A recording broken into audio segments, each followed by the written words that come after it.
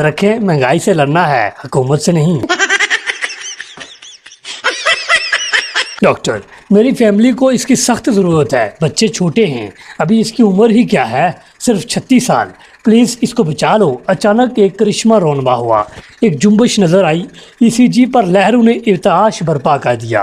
खातून ने एक हाथ ऊपर उठाया, लबों को हरकत दी और बोली, डार्लिंग मेरी उम्र 34 साल है, 36 नहीं। सर्वे के दौरान एक साहब से पूछा गया, देखिए अगर आपकी बेगम को जिन चिमट जाए तो आप क्या करेंगे? वो साहब बोले, मैंने क्या करना है, गलती जिन की है, खुद भुगते। चाइना क्रिकेट क्यों नहीं खेलता? क्योंकि टेक्निकल प्रॉब्लम है, सबके फेस एक जैसे होते हैं, जो आउट हो जाए वो फिर से मुंह धोकर वापस भी आ सकता है। इन बारिशों से कह दो कि कहीं और जाके बरसें फ्राज, हमारी चाइना की चप्पलें हैं, हम तिलक जाते हैं। एक मौलवी ने कहा, मेरे आगे अगर सामने हो जूता तो सजदा नहीं होता। मैंने कहा, बजा अरशाद है आपका, लेकिन घर पीछे रखें जूता तो फिर जूता नहीं होता। एक शख्स पहली बार जहाज में बैठा, ऐसे ही जहाज का अगला टायर ऊपर उठा तो पायलट को मारना शुरू कर दिया। वो बोला, मैं पहले ही डरा हुआ हूँ और तुम वन व्हीलिंग कर रहे हो। मैं सोचती हूँ कि अगर मैं मर गई तो आपका क्या होगा शोहर, लेकिन मैं तो सोचता हूँ कि अगर तू ना मरी तो मेरा क्या होगा। रात को शोहर ने आहिस्ता से बीवी की चारपाई पर जाके उसको हिलाया। बीवी बोली, काका जागदा है। शोहर वापस चला गया। थोड़ी देर बाद फिर आहिस्ता से बीवी के पास आया। बीवी बोली, ना करो जी, काका जागदा है। कुछ देर बाद शोहर फिर चुपके से आने लगा तो बच्चा बोला, अम्मी अब्बा फिर आई। रिपोर्टर, आपकी शोहर की मौत कैसे हुई? बीवी, जहर खाने से। रिपोर्टर, लेकिन जिस्म पर निशान कैसे हैं? बीवी, खा नहीं रहा था। अंकल, बेटा मैट्रिक के रिजल्ट का क्या बना? पप्पू, अंकल चाय लेंगे?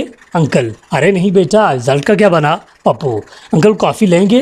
अंकल, अरे रिजल्ट का बता क्या बना? पप्पू, अच्छा अंकल उस दिन आप पिंकी आंटी के साथ कहाँ जा रहे थे? अंकल, अच्छा बेटा चाय के साथ बिस्कुट भी लाना।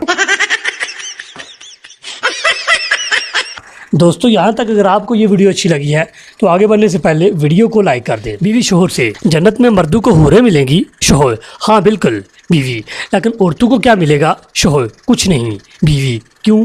शोहर, ये ऑफर सिर्फ मजलूमों के लिए है। एक आदमी झूठ बोलने की वजह से बड़ा मशहूर था।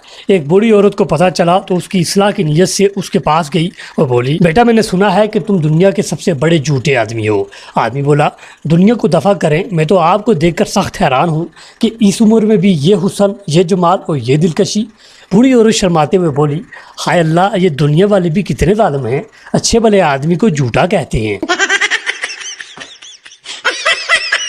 शेख, लीजिए और बिस्कुट खाएं। मेहमान, नहीं शुक्रिया, मैं पहले ही 4 खा चुका हूँ। शेख, वैसे खाए तो आपने 7 हैं, लेकिन यहाँ कौन सा कोई गिन रहा है। कंबल बनाने वाली कंपनियों से गुजारिश है कि कंबल की लंबाई और चौड़ाई में फ़र्क रखें। सारी रात इस टेंशन में गुजर जाती है कि लंबाई कौन सी है और चौड़ाई कौन सी है। एक शराबी ने FM रेडियो स्टेशन पर फ़ोन किया। शराबी, मुझे अब्दाली रोड पे एक पर्स मिला है जिसमें 15,000 कैश, एक iPhone 6 प्लस, एक क्रेडिट कार्ड और किसी शमाइला किरण के नाम का शनाख्ती कार्ड है। रेडियो मैन, वाह आप कितने ईमानदार हैं, तो आप उन्हें वो पर्स वापस करना चाहते हैं? शराबी, नहीं, मैं चाहता हूँ कि शमाइला किरण के लिए एक दर्द भरा गाना हो जाए। एक देहाती जूते की दुकान पर गया और दुकानदार से बोला, बड़ी गारंटियाँ देते फिरते हो, जूते ने तो 2 दिन भी नहीं निकाले। दुकानदार, हुआ क्या है जनाब? देहाती, उठा लिए हैं किसी ने मस्जिद से। तुम पाकिस्तानियों की जहानत की क्या बात करते हो फराज? हमारे पाकिस्तान के नौजवान हर तरह की बैटरी को ज़ुबान से चाट कर बता देते हैं कि कितनी चार्ज है। ट्रेन में 2 मुसाफिर जा रहे थे। पहला बोला, ये व्हाट्सएप, फेसबुक और ट्विटर इंसान को बहुत आगे ले जाएंगे। दूसरा, वो कैसे? पहला, अब मुझे ही देख लीजिए, 2 स्टेशन पीछे उतरना था। एक दोस्त ने दूसरे दोस्त से कहा, देखो परेशान होने की ज़रूरत नहीं, मुश्किलें तो हर शख्स पे आती हैं, बस एक ही साल की बात है, फिर तमाम परेशानियां दूर हो जाएंगी। परेशान दोस्त ने पूछा, वो कैसे?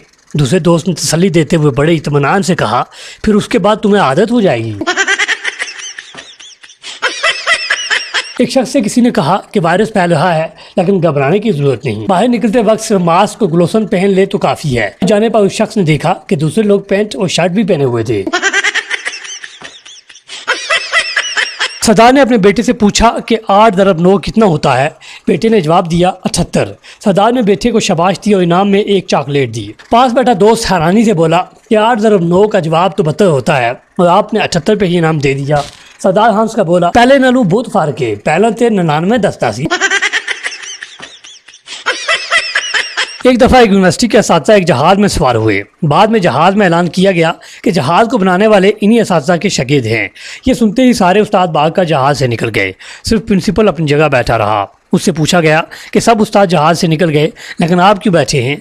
प्रिंसिपल ने जवाब दिया, मुझे अपने शागिर्दों पर पूरा यकीन है, मुझे पता है ये जहाज़ उड़ेगा ही नहीं। सर्दियों में 3 बजे पानी में बर्फ डालकर नहाएं तो रंग दूध जैसा सफ़ेद हो जाएगा।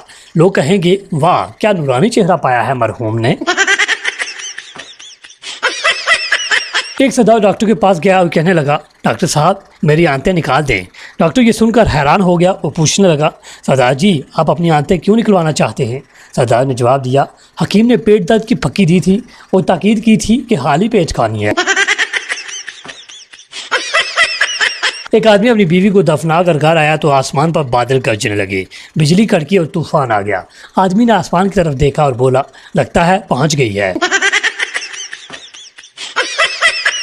एक पठान डॉक्टर के पास गया और कहने लगा, डॉक्टर साहब मेरे पेट में दर्द है, कोई इलाज बताएं। डॉक्टर ने कहा, ये लो दवाई, 2 चम्मच सुबह, 2 चम्मच दोपहर, 2 चम्मच शाम। पठान गुस्से में आ गया और कहने लगा, ओ भाई रहने दो, ये रखो अपनी दवाई, हमारे पास इतने चम्मच नहीं हैं। रोज के इंटरव्यू में अफीसर ने एक तालिब इल्म के गुस्से और जज्बात का टेस्ट लेने के लिए सवाल पूछा, अच्छा अगर मैं तुम्हारी बहन से शादी करना चाहूँ तो तुम्हें कोई इतराज़ तो नहीं होगा? अफीसर का ख्याल था कि या तो तालिब इल्म लाजवाब होकर सिर्फ मुस्कुराने पर इक्तफा करेगा या फिर गुस्से में ज़रूर कोई ऊट पटांग जवाब देगा, लेकिन तालिब इल्म ने फ़ौरन जवाब दिया, सर हमारे यहाँ वटे सट्टे का रवाज है। एक पंजाबी जहाज में बैठ गया, कुछ देर बाद 7-8 एयर होस्टेस खाना तकसीम करने आ गई। ये देखकर पंजाबी परेशान हो गया और बोला, कोई सारे ही आ गए हो कि कोई स्टीयरिंग पे भी बैठा है? मिरासी फौज में भर्ती हो गया। अचानक जंग शुरू हो गई तो जंग के दौरान कमांडर ने मिरासी को फ़ोन करके पूछा कि क्या बना। मिरासी ने कहा, जनाब 33 पे 2 आउट। जान आपने शादी के पहले साल ईद पर मुझे लोहे का बेड बना कर दिया था, इस पर क्या इरादा है? शोहर, इस साल उसमें करंट छोड़ने का इरादा है। घर का मालिक डाकू से, इतनी सारी चीजें लूट गए हो, ये जायनमाज तो रहने दो, इस पर मैं नमाज पढ़ता हूँ। चोर, क्या मैं मुसलमान नहीं, सिर्फ तुम नमाज पढ़ते हो?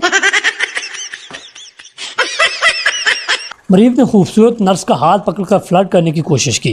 नर्स ने मरीज समझकर मुलायम सी मुस्कुराहट से जवाब दिया। दूसरे दिन मरीज ने नर्स का हाथ पकड़ लिया और बोला, कसम से तुम्हें देखने के बाद मेरा घर जाने का बिल्कुल दिल नहीं चाहता।